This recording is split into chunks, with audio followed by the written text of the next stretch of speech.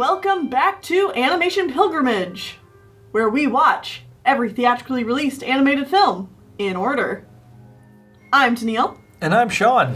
We were going to watch Magic Boy this week, but we are still waiting for our copy to arrive in the mail, so instead we decided to move on to the next film. Since it is also from 1959, we figured it wouldn't be that big of a deal. Yeah, and I mean, if you're watching these in the future, they're probably in the right order anyway, so it don't even matter. Probably not. We're probably just going to keep it this way since... Okay. Since this is how we're reviewing them. So, yeah, it doesn't really matter. No. We couldn't even run. find release dates for these movies anyway. Not this one. We found a release date for Magic Boy. Oh, really? Yep. Oh, okay. It was in December or something. So there's a good chance that this movie was actually before Magic Boy anyways. Yeah. But this time we watched The Adventures of Buratino. Buratino. I always want to put an N before the T. So do I. So it's Buratino, but no, it's Buratino. Buratino. Which is a Pinocchio film, I think. Yeah, about that. Anyway, you should talk about the film. Okay. I'll try to give you what happened in this film. Yes. As long as I can remember what happened in this film. Yeah. Alright, so it starts off with a wood carver carving wood, and the wood is yelling at him because it hurts when he's cutting it. So he's like, you know what, here old guy, that's my neighbor, you take it. Don't forget about the oh-so-important rats that take up, like, a good 5 minutes of the beginning of this film before we even get to the carpenter. Okay, there's rats. They exist. I have no idea how to react to these rats. They do nothing for the plot. Mm-hmm. They just don't do anything. Right. They just kind of exist, so I was gonna leave them out altogether, because this... I mean, it's an issue for the movie as a whole, though. There's a lot of things that are added to it, that shouldn't be. Like, they just take up time. Yeah, I just don't understand. Anyway, though, there's a carpenter and some wood is screaming at him when he cuts into it. Yeah, so he gives it to Don't take that out of context. Wow.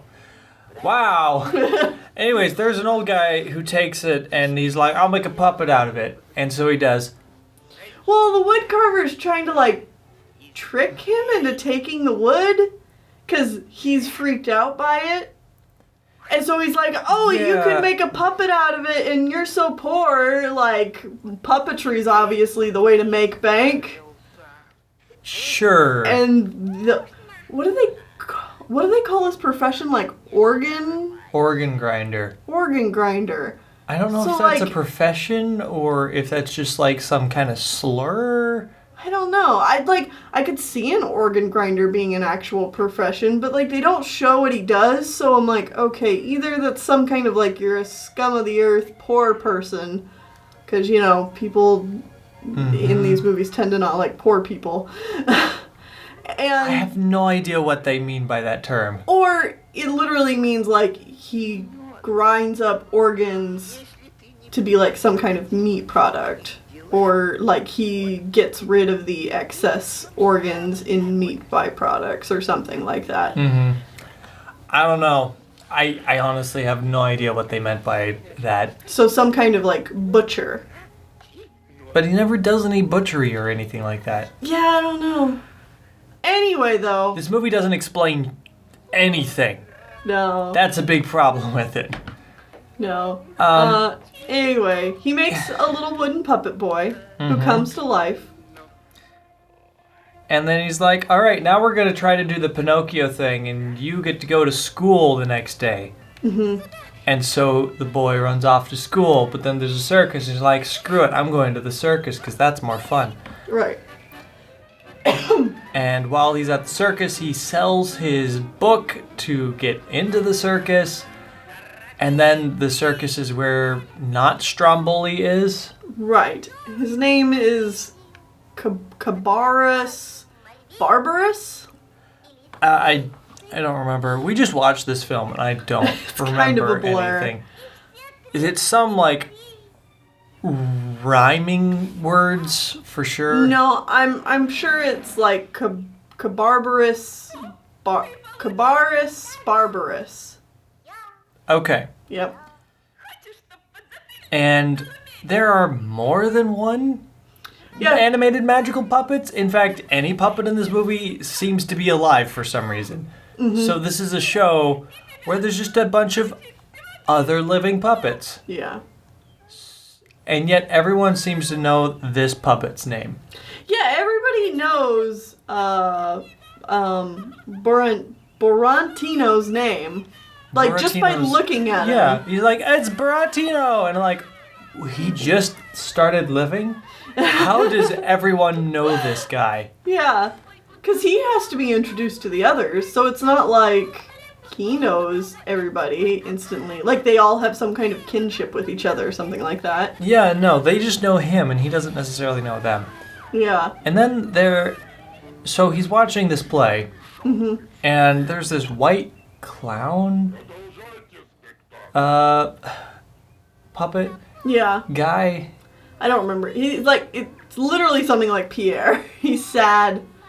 Oh, it's Periot or something? Oh, yeah. Periot. I just know that whenever his name showed up on screen, it's like, oh, it's almost like Peridot. See, I always associated it more with like something like Pierre. I mean, and since he looks kind of like a clown/mime, that made more sense to me in my head. I mean, it's something along those lines. Right. Either way, they somehow become friends, and then Not Stromboli captures them.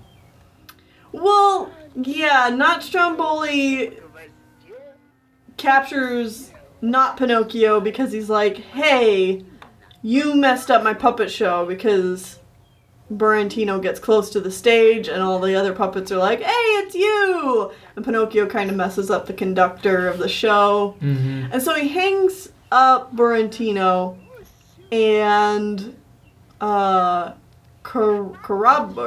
Stromboli. I'm just going to call him Not Stromboli because that's easier for me. Yeah. Sorry here. Not Stromboli then wants to make him into firewood to eat his meal. Yeah. But then Not Pinocchio's like... Makes him laugh? No, it says there's a hole in the back of my dad's... Oh, yeah, there's this weird thing where he's like, I made a hole in a fireplace, and Not Stromboli's like, that's impossible. And it's like, no, it was on a piece of cloth, and he's like, wait, a piece of cloth with a picture of a fireplace? Egads, I know what that is, and I need to get there. Mm-hmm. And we're just like, wait, what? What? Okay. So yeah, there's apparently a door behind this cloth, and Not Stromboli wants to get there. And then he just pays Not Pinocchio and Buratino off, and he just walks away. Yeah, he's like, go home? Except... I don't remember. Then Buratino doesn't go home because he runs into not Honest John and not... Crap, I forget the cat's name. I don't know, the cat and the fox. Yeah. He runs Honest into John. Who's like, hey, you should go to Fool's Town and plant your money in the ground. And The Field of Wonders. The Field of Fools. No. Field of Wonder. Is it? Yeah, I think it's the Field of Wonder because it's in Wonder Town. No, it definitely said Fools. Okay, well, either way. They're like, go in the woods.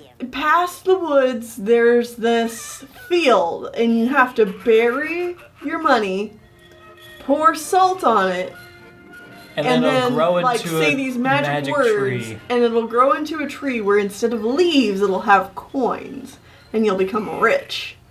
So we're like, and then you need to go to sleep. Yeah. So we're like, obviously they're just doing this so that they can, while he's asleep, go over, dig it up, and take his money. You're right. But then they make sheets out of themselves.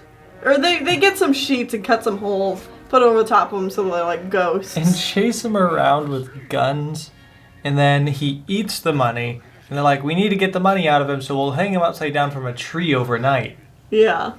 Okay. In the morning, it turns out that he is right next to the house of this female puppet who is actually the female puppet that Pierrodot? Pierrodot? Pierrodot. Let's call him Pierrodot. Pierrodot. That's not his real name, but Pierrodot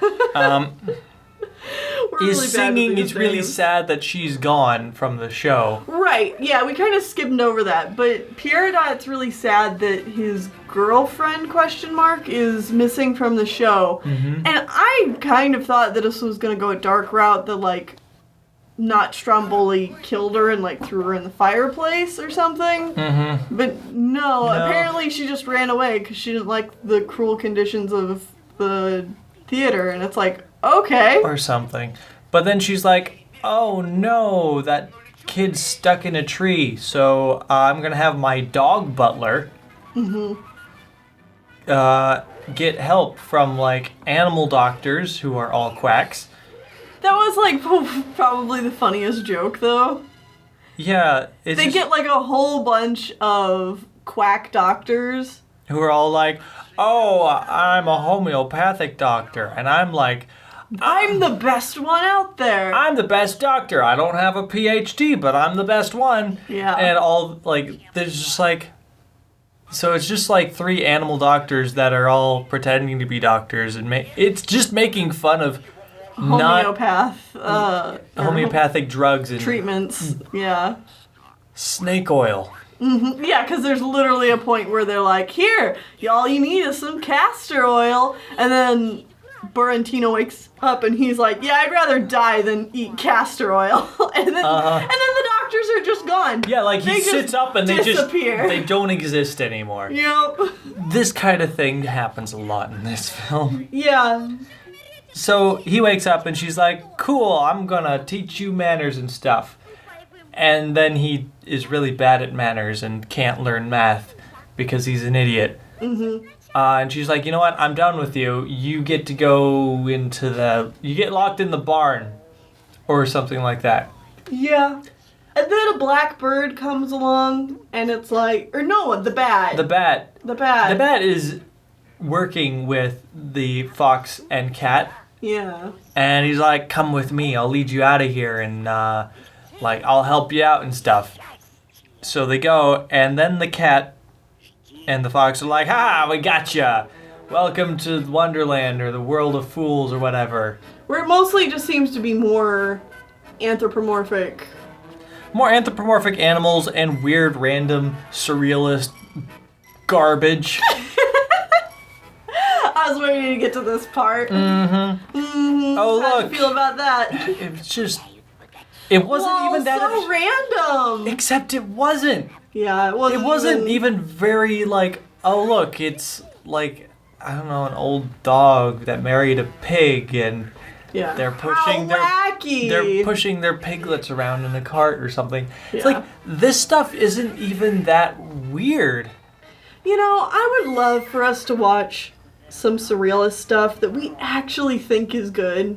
Like something that uses surrealism, but in a way that's actually clever, rather than just like, wow, look how wacky this all is. Mm-hmm. So, yeah, it's just a bunch of animal people. Mm-hmm. And this is the point where Buratino finally buries his money. Yeah. And then he doesn't leave like the cat and fox want him to. So like, all right, we're going to get the po-po on him. We're going to tell the chief of police that he's going to murder you. And the chief of police is like, oh, this is terrible. Well, I guess I'll just throw him in the river and drown him, except he's a puppet, so he just floats away. And then the fox and the cat get his money. And then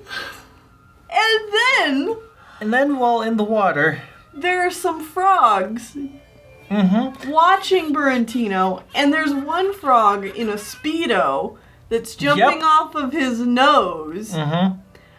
And when Buratino wakes up, he's like, "Get off of me!" And he jumps really far and is like, "I won the Olympics, thank you!" Yeah, the frog's like, "Thank you for your kind deed, puppet boy. Now let me repay you." By getting this turtle from the bottom of the lake who found this random key that was dropped by not Stromboli. Yeah. And at this point, I'm pretty much checked out because I'm just like, I have no idea why these things are happening anymore, and I've stopped caring. There was a point in the movie where you're like, wait, did I actually fall asleep? Because I have no idea what's going on. That hasn't happened yet. I will say that I was very tired when we watched this movie, and I didn't fall asleep.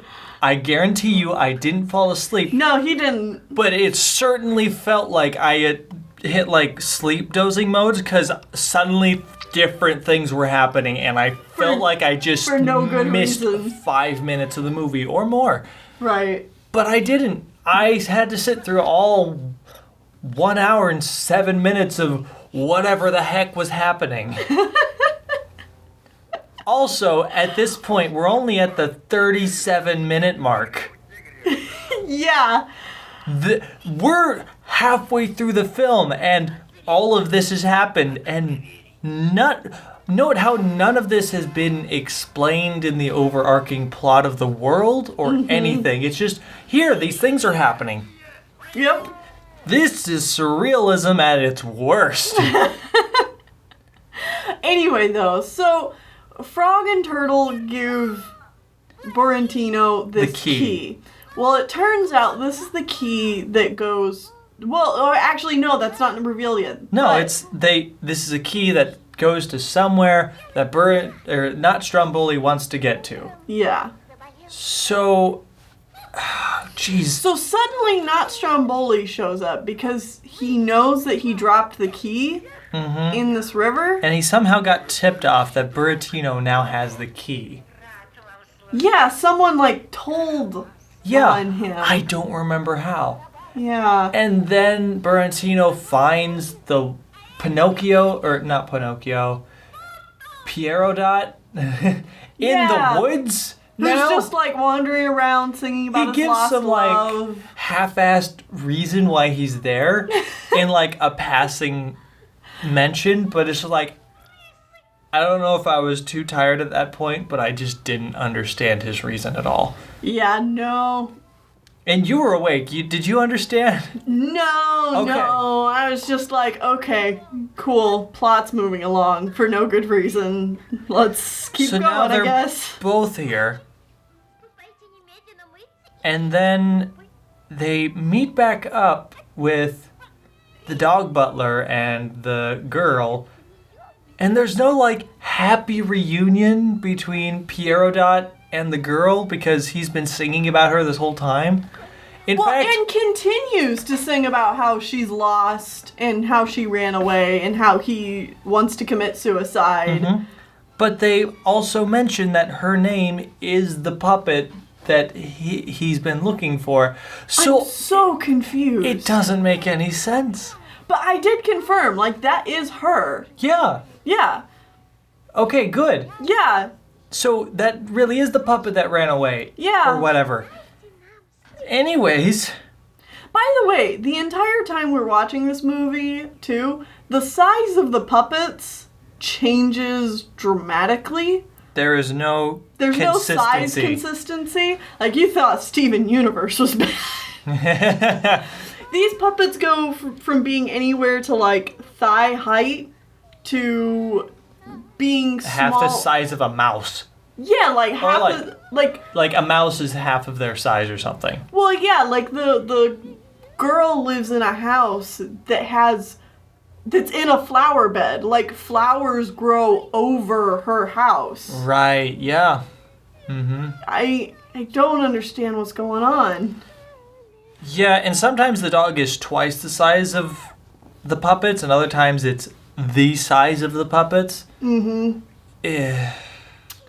though, they have a run-in with not Stromboli and a guy who has and his friend who collects leeches from the river. and that disturbs the turtle? I don't know. I don't know. I don't know. Either way, they go to a bar?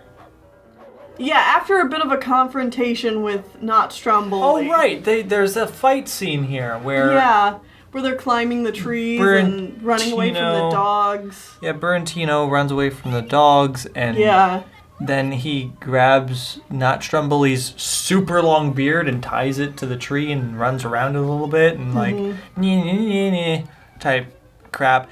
And then we just cut to, oh, he's free now and he's going to a bar. Not Stromboli's free now and going to a bar where Buratino follows them because he wants to know where the key leads to. Yeah. And then he's like, ooh, I'm a ghost.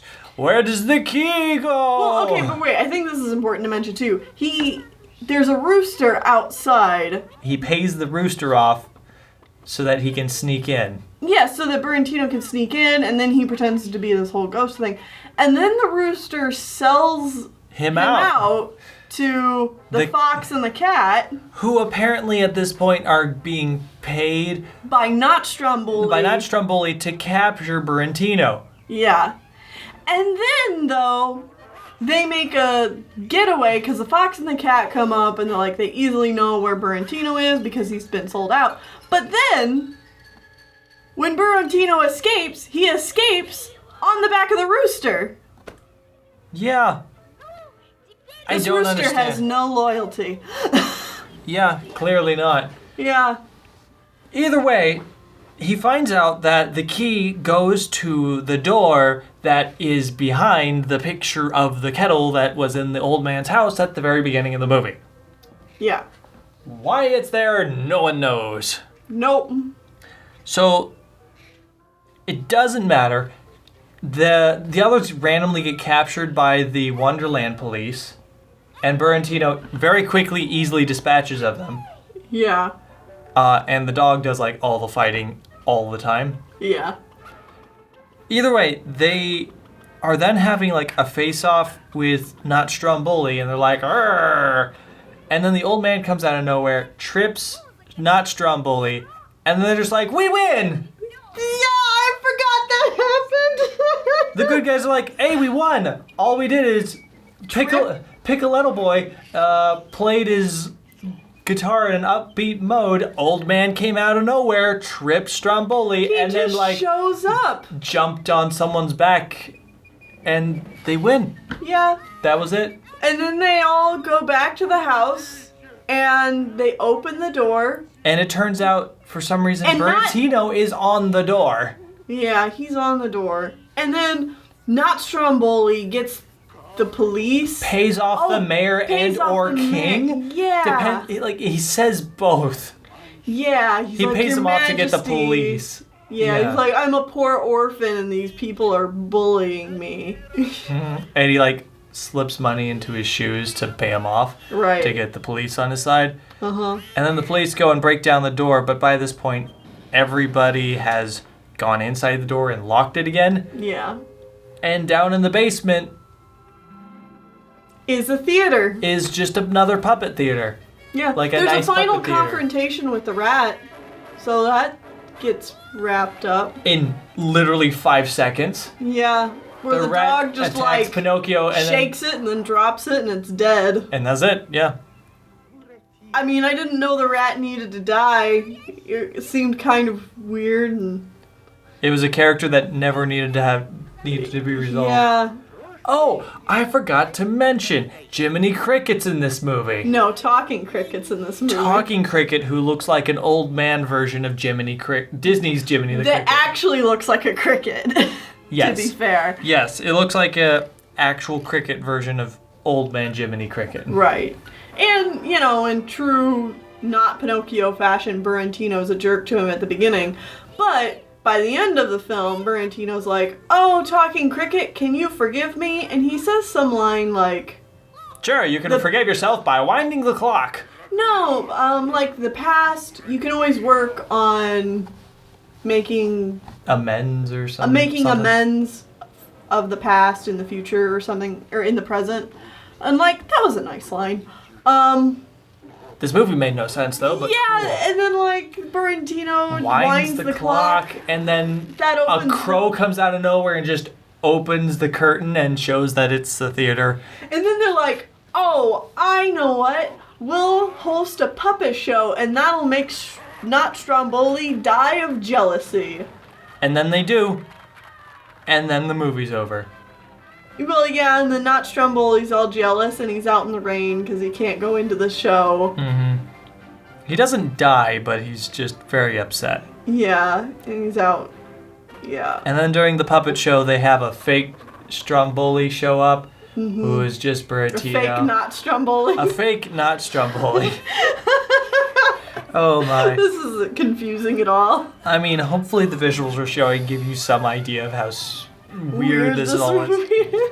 And it ends with Buratino getting the girl puppet, not the sad Pinocchio. Pierrodot. Pierrodot Piccoletto, poor clown boy. Yeah. How many names have I given him now? It doesn't matter. If I sound rambly, I apologize, but this movie was worse. I don't understand this movie. I'm amazed we hit all the, I think we hit all the plot points and didn't forget anything. But it's like you almost have to remember the nonsensical leaps that this movie takes, because otherwise it just gets even more confusing. Mm-hmm. This movie felt like the worst kind of dream that made absolutely no sense, and me being half asleep did not help this. Yeah, the kind of dream that you have where it makes no sense, but it feels really important at the time, like while you're dreaming it. And then, you wake up and you're like, what the heck happened? What the heck just happened?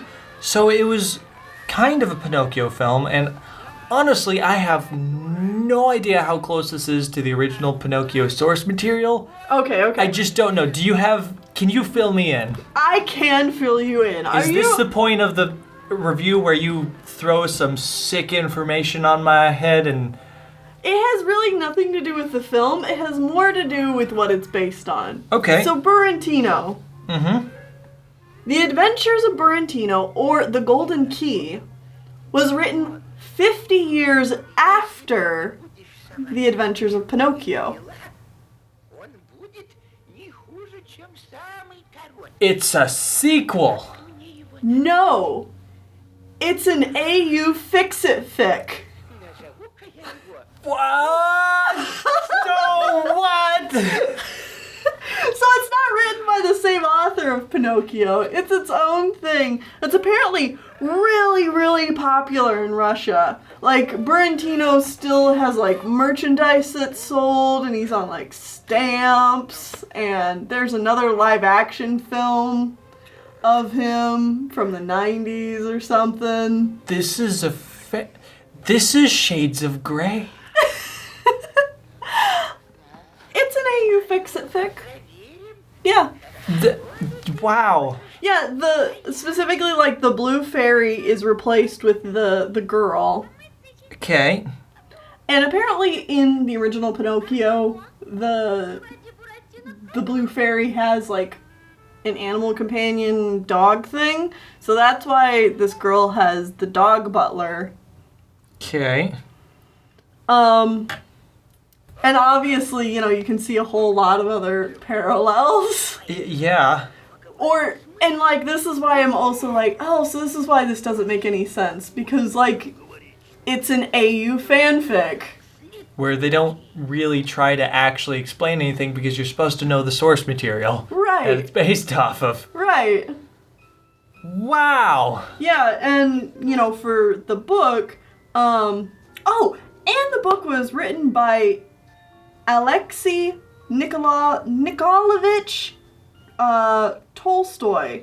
How about you put that on screen? Yeah, but he's a pretty famous Soviet sci-fi author. Okay. This was a weird one. And the stuff that he specifically removes from Pinocchio entirely is stuff that he felt was too cruel or too moralistic. Let me the part where he just steps on Jiminy Cricket in the original. Yeah, the whole point of Buratino is that he's not Like, Childishly cruel. he is childishly cruel, but he doesn't really get better by the end of the film, and he gets to, like, stay as, like, this puppet child boy. Okay. And, like, doesn't really need to learn his lessons, but he's also never quite as cruel as Pinocchio, because, you know, Pinocchio's an intolerable little dickbag. In the origin, like in the source material? Right. Woof, okay. Yeah. Wow, I never knew this existed. Me neither. So by the time we got to the point in the film where, like, it just completely broke away from... Derailed? Yeah, like, about the point where Honest John, a.k.a. Alice the Fox, is telling not Pinocchio to go out in the woods and bury his money, I'm like, wait, what? I don't think this has anything to do with Pinocchio, but I might be wrong. Yeah. Because I just don't know enough about Pinocchio. Yeah. And yet again, we also don't know how close this adaptation film is to the source material. To the fanfic? To the fanfic based on Pinocchio. Wow. It just adds a whole new layer of... Because, yeah, I guess, if you're not aware, back in the day, it was... I mean, the original author might not be okay with it, but there was nothing stopping people from writing their own fanfic books of other source materials. Oh, yeah, no. So that would totally be fine. This was totally legal. Well, and I mean, like I said, he changed all the names. 50 years after Pinocchio. So, I mean, like, that's probably plenty of time. Mm-hmm. Yeah, because Pinocchio was written in 1883, and Buratino was written in 1936. Oh, wow. So this adaptation was still, like, trying to do some quick math, like 25 years after the book came out? Yeah. Something like that. Yeah. Huh. Yeah, I mean, that would have had plenty of time for people to know this source material and then... Mm-hmm. Heck, actually, you know, this makes perfect sense, because that would put it at the perfect timeline for some kid to read this when he was really young, fall in love with it, and then get old enough to make his own movies, and then he made a movie on nostalgia, or things that he was nostalgic for as a child. Right, it follows that nostalgia loop. Mm-hmm. Well, and same thing probably with the author who with Tolstoy, who wrote Pinocchio. Yeah. Or who wrote the Pinocchio fanfic. Mm-hmm. There's a very good chance he grew up reading Pinocchio, and he's like, Yeah. You know what, I like this, but I think I can do it better. Maybe. Who knows? I mean, I don't want to say so I long disagree, ago. but also Pinocchio's pretty terrible too, like... Yeah, I mean, I haven't read either of these, so I can't make any assumptions. Do you got anything else for me? Yeah, I mean, I'm just like, this is now super intriguing. I need to know more if there's more. I know, when I found out the whole, like, fix-it-fic AU fanfic angle, I was like, oh my god, this is suddenly 1,000 times more interesting. It's 1,000 times more interesting. The film itself is still... The animation and the, like, yet again, I feel like I'm seeing growth here. Like, the animation, the backgrounds and stuff, the character models obviously did not have very good consistency, but, like, the animation was pretty good. There was even some character animation going on, but the story just really didn't make sense. The story didn't make any sense. One thing I gotta say is I actually like the character models themselves. Yeah, actually pretty good character designs. Yeah, like, I liked this design of Pinocchio. I liked the design of Piccoletto Music Kid. The dog butler was an interesting poodle design with, like, a flower on his tail or something. No, it was just a pink ribbon. Oh, was it a pink ribbon? I thought it was like a flower that was just around his tail or something. I thought so as well, too. But then I looked at it more and it's like, oh no, it's just like a bow tied. The girl was cute. Not Stromboli with his egregiously long beard was an interesting choice. But yeah, the animation itself was There were good points, but then there's a Yeah, lot it of wasn't points where fantastic, characters were but I still sliding feel- and stuff. I still feel like it's grown. Yes. So this director has also worked on Humpback Horse, Oh, okay. Yeah. The Snow Maiden, Yes. and The 12 Months. Okay. All right. Okay. Yeah. The director is Ivanov Vano. I'll put the name up again. But yeah, he experimented with styles a lot, as you can tell just from... Yeah, I mean, all 4 of those are fairly different. Mm-hmm. Wait, And the he- 12 months, and what was the one right before that? The Snow Maiden. Snowman. Okay, those were, Somewhat similar. yeah, fairly similar. Still very rotoscopy. Mm-hmm. Right in that rotoscope zone when everyone wanted to be rotoscopy Yeah. in Russia. Yeah.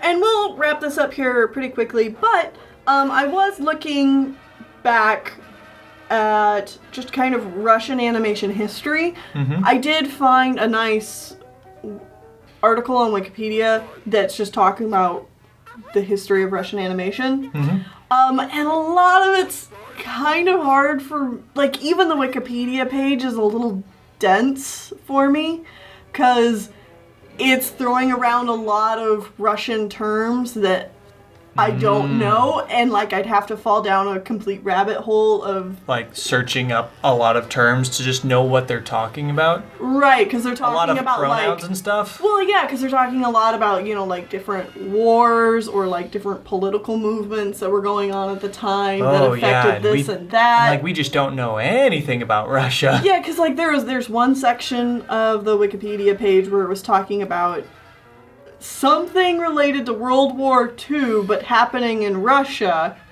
where a lot of the animators went to serve in that, and then a lot of them died, so there was only like 19 animators left at the studio.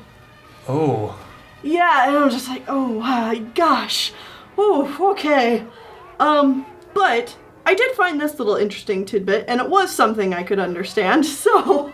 All right. So I'll let you guys in on this. But right around World War II, Disney and Russia shared animation knowledge with each other, and Walt took back the Lost Letter and the Humpbacked Horse for his animators to study. And also gave Russian animators many techniques that came from Disney films. Cool. It became a problem, however, by the end of the 40s, at the start of the Cold War, and the anti-Disney propaganda that was going on in Russia. So anytime we've been watching these Russian films and we've like, this is kind of Disney-esque, well, Russian political figures noticed that as well and did not care for it. Yeah. So they're trying to quash all of the Disney... Inspirations. Yeah. That sucks. Yeah, but... It's like, we're kind of in war with that country, so stop. Well, kind of in not war. Because that's what the Cold War is. Yeah, we're in not war with that country, so We're not on speaking terms. It's complicated. just don't. Don't do it. But Russian animators obviously continued to use quite a few Disney techniques. Because, like, even in this film...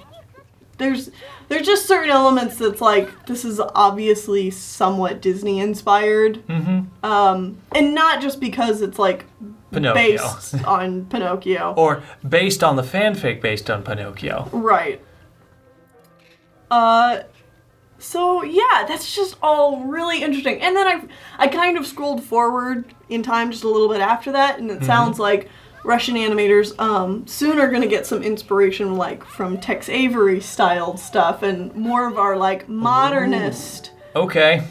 style So more of movies. the Magoo and Yeah. stuff like... Okay. But they're also, thanks to like the Beloved Beauty studio Oh, who did yeah? the stop motion, they're also experimenting more with that as well. So it sounds like we've got some fun stuff coming up in our... In the 60s? Yeah, in the 60s for Russia. So I'm That just sounds interested fun. to see what happens. I mean, I've been pleasantly surprised with pretty much everything that's come out of Russia. Yeah, same. I mean, we're I would say, essentially 2 decades in, and everything we've seen has, for the most part, been pretty enjoyable. There's been a couple of misses in there where it's like, this would be one of them. Yeah, this would definitely be one of them. But as a whole, I've enjoyed watching all of these films so far. Same. Yeah. Anyway, yeah. Check out Buratino if you're either a fan of Pinocchio or Buratino, since that's apparently really popular in Russia. Apparently it's a thing. Yep. Yeah. And if you are familiar with the source material, let us know, like, how closely the film is to the book. Yeah. I'm really interested to know if, like, the film makes leaps in logic that, like, just because it's a film, or if that's how it was in the book as well. I can only assume that they had to make shortcuts because it is a film. It's a film, right. I'm just interested. Yeah. Anyway, though, thank you guys for coming to Animation Pilgrimage, and next time we will hopefully be reviewing Magic Boy. Yeah, so see you next time, yeah. Bye-bye. Как мне его назвать? Вот как. Назову-ка я его Буратино.